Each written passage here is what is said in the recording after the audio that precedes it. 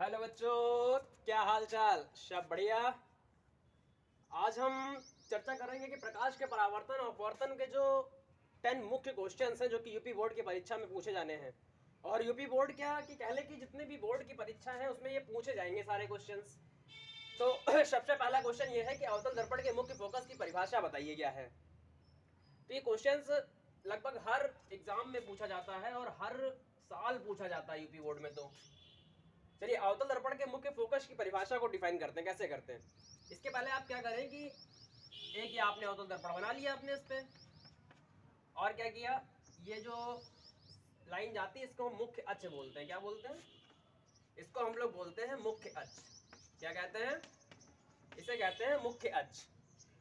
तो परिभाषा ऐसे बन जाती है कि मुख्य अक्ष के समांतर चलने वाली प्रकाश की किरण परावर्तित होकर दर्पण से परावर्तित होकर मुख्य अक्ष को जिस बिंदु पे कट करती है उसे हम अवतल दर्पण का मुख्य फोकस बोलते हैं। क्या डेफिनेशन से लिखेंगे आप कि मुख्य अक्ष के समांतर चलने वाली प्रकाश की किरण परावर्तित होकर दर्पण के मुख्य अक्ष को जिस बिंदु पे कट करती है उसे हम क्या कहते हैं? अवतल दर्पण की मुख्य फोकस कहते हैं। तो लगभग हमें लगता है आपको समझ में आ गया होगा। तो अगला क्वेश्चन नोट करते हैं। देखिए अगला क्वेश्चन हमारे पास क्या है। दूसरा क्वेश्चन हमारे पास यह है कि एक गोली दर्पण की वक्रता त्रिज्या 20 सेंटीमीटर है, तो आपको इसकी फोकस दूरी निकालनी है। तो सबसे पहले तो आपको फार्मूला आना चाहिए ना कि दर्पण की वक्रता त्रिज्या और फोकस दूरी में रिलेशन क्या होता है। तो ये रिलेशन होता है उसमें R इज इक्वल टू होता है 2f। ये उसी प्रकार का रिलेशन आपको ऐसा लगता है कि जैसे कि ये होता है diameter is equal to 2r। नहीं पढ़ा आपने? थोड़ा सा इससे बिलोंग करता है हमें लगता है। देखिए तो d is equal to 2r नहीं कहते वहां पे, डायमीटर जो होता है 2 रेडियस के मल्टीपल के बराबर होता है ना, तो उसी प्रकार का है। तो ये तो बहुत आसान सवाल है कि इसकी फोकस दूरी क्या होगी। तो f निकालना हमको, तो क्या हो जाएगा r/2 is equal to f। और r कितना दिया गया देखिए यहाँ से 20 सेंटीमीटर, तो 20/2 और यहाँ सेंटीमीटर, यहाँ पर f 2 1 जा 2 2 10 जा 20, कितना आ गया भैया फोकस? फोकस आ गया आपका 10 सेंटीमीटर। किसी को कोई समस्या तो नहीं आ रही इसमें? सबसे आसान क्वेश्चन है ये, 2-3 नंबर का आता जरूर है कि अगर आपको वक्रता त्रिज्या पता है तो आप क्या करेंगे, वो निकालने के लिए, फोकस दूरी निकालने के लिए उसका आधा कर देंगे। और अगर आपको फोकस दूरी पता है तो आप उसका डबल कर देंगे, तो आपकी रेडियस निकल आएगी, है ना। अगला क्वेश्चन देखिए, इसको नोट करिए फिर अगला लिखते हैं। अगला क्वेश्चन कुछ इस प्रकार का है कि उस दर्पण का नाम बताना है आपको कि जो बिंब का सीधा तथा आवर्धित प्रतिबिंब बना सके। यहाँ पे बिंब का मतलब एक वस्तु से है। एनसीईआरटी ने एक थोड़ी सी लैंग्वेज यूज की है बिंब नाम से, तो उससे घबराने की आवश्यकता नहीं। बिंब का मतलब वस्तु का, ठीक है। तो उस दर्पण का आपको नाम बताना है कि जो सीधा और आवर्धित प्रतिबिंब बना सकता है। तो आप इसका आंसर नोट कर ले। इसका आंसर है अवतल दर्पण। मतलब अवतल दर्पण के सामने अगर आप किसी को रखेंगे तो प्रतिबिंब कैसा बनेगा? सीधा और आवर्धित बनेगा। तो इसका आंसर क्या हो गया? अवतल दर्पण। नेक्स्ट क्वेश्चन ये है कि उस दर्पण की फोकस दूरी बतानी है जिसकी वक्रता त्रिज्या इतनी दी गई है। क्या कुछ इस प्रकार का अभी मैंने आपके सामने लिखा था, r is equal to 2f, लिखा था कि नहीं लिखा था, है ना। तो r हमको क्या करना है, दिया गया है, और फोकस दूरी हमको फिर निकालनी है, तो वही कर देंगे r/2 is equal to f। तो r की वैल्यू पुट कर लेंगे हम लोग इधर से। r कितना दिया गया भाई? 32 सेंटीमीटर। ये कितना दिया गया है? ये तो दिया नहीं गया, तो 2 नीचे पहले से था, और f वैसे का वैसा यही हमको फाइंड करना। इससे 2 1 जा 2, 1 इधर चला जाएगा तो 2 6 जा 12, तो आ जाएगा 16 सेंटीमीटर। क्या बोर्ड यहाँ पे आपको दिखाई दे रहा है? हाँ दिखाई दे रहा है, बिल्कुल क्लियर।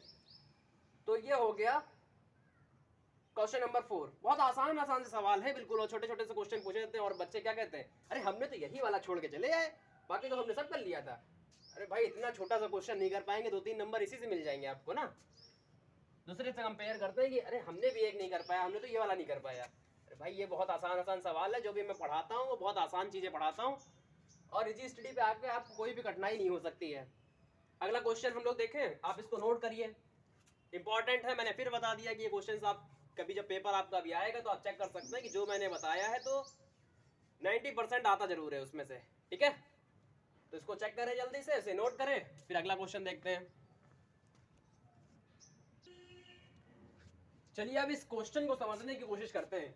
ये बहुत ही इंपॉर्टेंट क्वेश्चन है और ये थोड़ा सा अटपटा सवाल है, आपको लगेगा कि कठिन है लेकिन है बहुत आसानी है। कह रहा है कि कोई अवतल दर्पण अपने सामने 10 सेंटीमीटर दूरी पर रखे किसी बिंब का, बिंब मतलब वस्तु का, 3 गुना बड़ा को आप आवर्धित भी बोल सकते हैं, कुछ किताबों में आवर्धित एनसीईआरटी ने यूज किया है, तो आप इसे समझ लें कि आवर्धित भी हो सकता है। यहाँ पे वास्तविक प्रतिबिंब बनाता है तो प्रतिबिंब दर्पण से कितनी दूरी पर है, आपको v फाइन करना है यहाँ पे, क्योंकि आपने दर्पण में फार्मूला पढ़ा नहीं है कि 1/f = 1/b + 1/u, उसी का हम यूज करेंगे। और जब भी आप ध्यान रखें कि 3 गुना, 4 गुना, हाफ गुना, कुछ इस प्रकार के वर्ड अगर यूज कर रहे हैं ये लोग, तो आप ये समझ लें कि वहां पे उसका आवर्धन दिया गया आपको, ठीक है। क्या दिया गया है? आवर्धन। और आवर्धन आप जानते हैं एम से डिनोट करते हैं, स्मॉल एम से। तो आप कैसे ऐसे करेंगे? कोई अवतल दर्पण अपने सामने 10 सेंटीमीटर दूरी पर रखे, तो अवतल दर्पण है तो आप जानते हैं इस प्रकार का होता है, सारी चीजें इधर होती हैं, और आपने वो कोऑर्डिनेट सिस्टम पढ़ा ही हुआ है कि यहाँ पे इधर वाली सारी चीजें प्लस होती, इधर वाली क्या होती? माइनस। तो मतलब इधर वाली जितनी भी सारी चीजें होंगी वो सब माइनस ही में होंगी ना।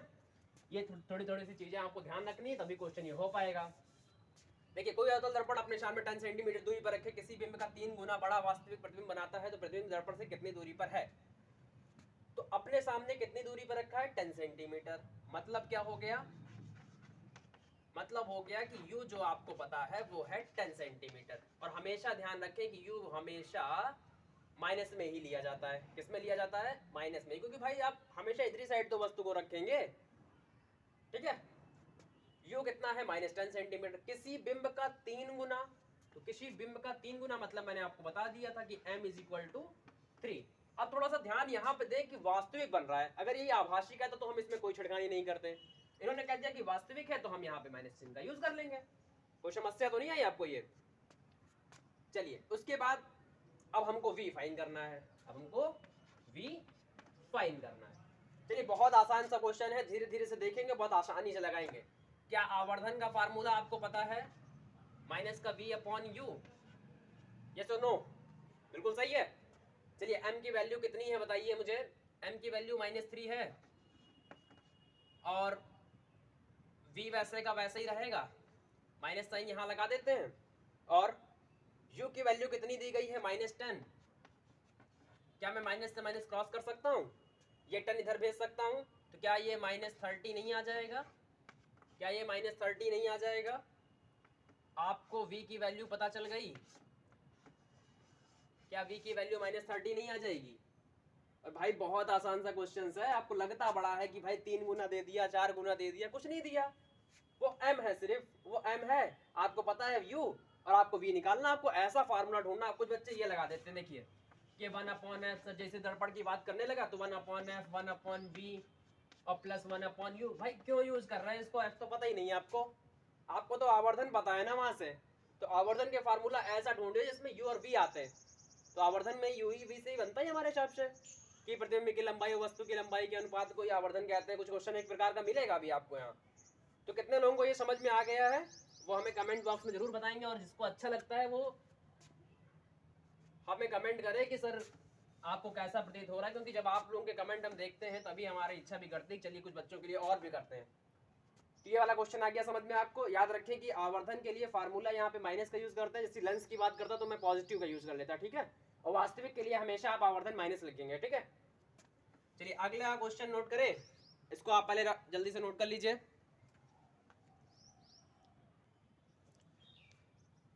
अगला क्वेश्चन कुछ इस प्रकार का ये है कि प्रकाश वायु से 1.50 अपवर्तनांक की कांच की प्लेट में प्रवेश करता है। ये भी क्वेश्चन बहुत अच्छा है और इंपॉर्टेंट भी है, क्योंकि इस प्रकार के भी क्वेश्चन आपको देखने को मिलेंगे कि प्रकाश वायु से 1.50 अपवर्तनांक की कांच की प्लेट में प्रवेश करता है, ठीक है।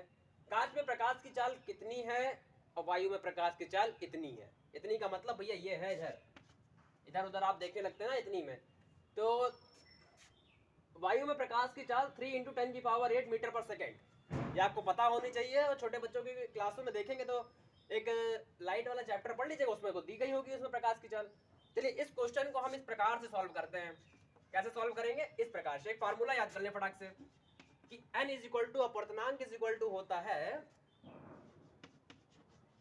वायु में प्रकाश की चाल। बहुत आसान से क्वेश्चन है भाई ये सारे। वायु में प्रकाश की चाल और माध्यम में प्रकाश की चाल। किसमें? अब माध्यम में प्रकाश की चाल। तो माध्यम यहाँ पर कांच है तो भाई कांच लिख लेते हैं, क्योंकि बार बार अब नीचे जगह बची नहीं, इसको सॉल्व भी करना है यहाँ पे हम लोगों को। तो माध्यम मतलब कांच में प्रकाश की चाल। कांच में प्रकाश की चाल। बिल्कुल आसान सा क्वेश्चन बन गया। आप तो ये क्या आपको निकालना भाई? अपवर्तनांक आपको गिवन है, कांच में प्रकाश की चाल निकालनी है वायु में, पता ही है। देखिए n की वैल्यू कितनी दी गई है? 1.50। कोई समस्या तो नहीं किसी को? बिल्कुल आसान से क्वेश्चन सही है। वायु में प्रकाश की चाल, वायु में प्रकाश की चाल, क्या ये वैल्यू उठा के मैं यहां पुट कर दूं? कहेंगे सर क्यों कर रहे हैं? अरे भाई करेंगे नहीं तो आंसर आएगा नहीं ना ऐसे ही। चलिए अगला नीचे, माध्यम मतलब कांच में प्रकाश की चाल। ये फार्मूला था, मैंने इसी में कांच लिख दिया क्योंकि आपको बार बार यहाँ पे नीचे जगह नहीं बचेगी। फिर ये हो गया कांच में प्रकाश की चाल। कांच में प्रकाश की चाल, ठीक है। क्या मुझे यह फाइन करनी है तो मैं इसको इधर ले आऊं, इसको नीचे भेज दूं? हाँ ठीक है। तो क्या लिखूंगा मैं यहां पे? कांच में, आप लोग एक थोड़ा सा ध्यान दें कि जब मैं लिखा करूं तो आप सिर्फ उसे समझा करें। मैं आपको 5-10 सेकंड का समय देता हूं कि आप इसे नोट करें आराम से। कांच में प्रकाश की चाल क्या हो जाएगा भाई?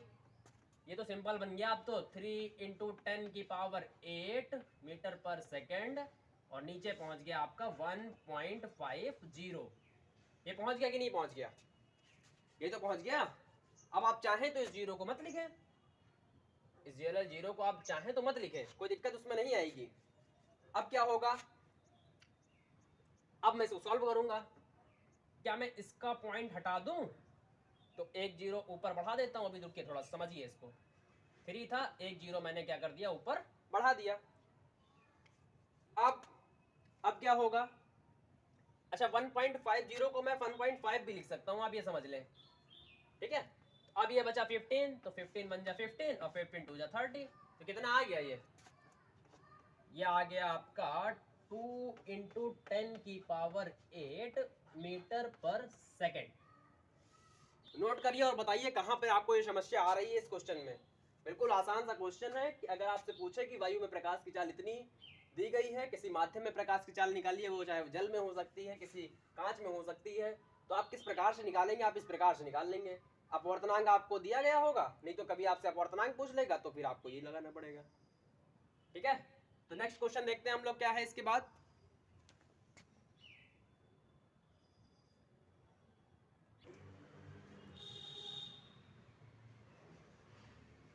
अगला क्वेश्चन कुछ इस प्रकार से है कि किसी लेंस की 1 डायोप्टर क्षमता को परिभाषित करना है। किसी लेंस की 1 डायोप्टर क्षमता क्या होती है?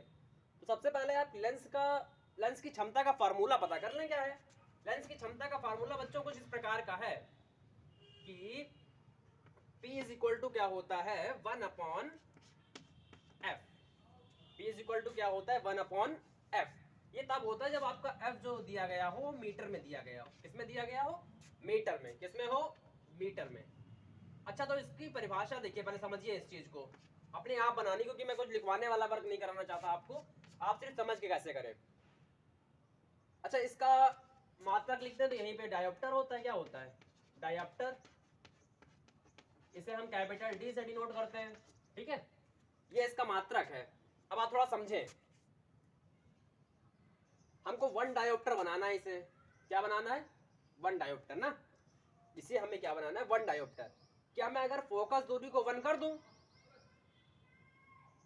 तो क्षमता कितनी आने लगेगी? 1। और 1 के बगल में क्या लग जाएगा? डायोप्टर, क्योंकि भाई क्षमता का मात्रक यही है।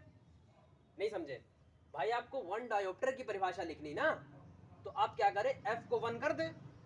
मतलब समझे ध्यान से इसको फिर से कि f को अगर आपने 1 कर दिया तो 1 का 1 से डिवाइड 1 और कुछ आप कर देंगे तो फिर कुछ और आंसर आ जाएगा। आपको सिर्फ वन बनाना है ना, तो जब भी वन बनाने वाला क्वेश्चन है कि वन, कभी कभी क्वेश्चन आ जाता है आपका कि एक जूल को परिभाषित करिए, तो उसमें भी कुछ इसी प्रकार का काम करते हैं। तो आप ध्यान रखें कि इफ यदि F is equal to 1 metre then तो क्या हो जाएगा, तो P is equal to 1 dioptre मतलब कि 1D। आ गया समझ में? अगर फोकस दूरी 1 मीटर है किसी लेंस की, तो जो भैया उसकी क्षमता होगी वो 1 डायोप्टर की होगी।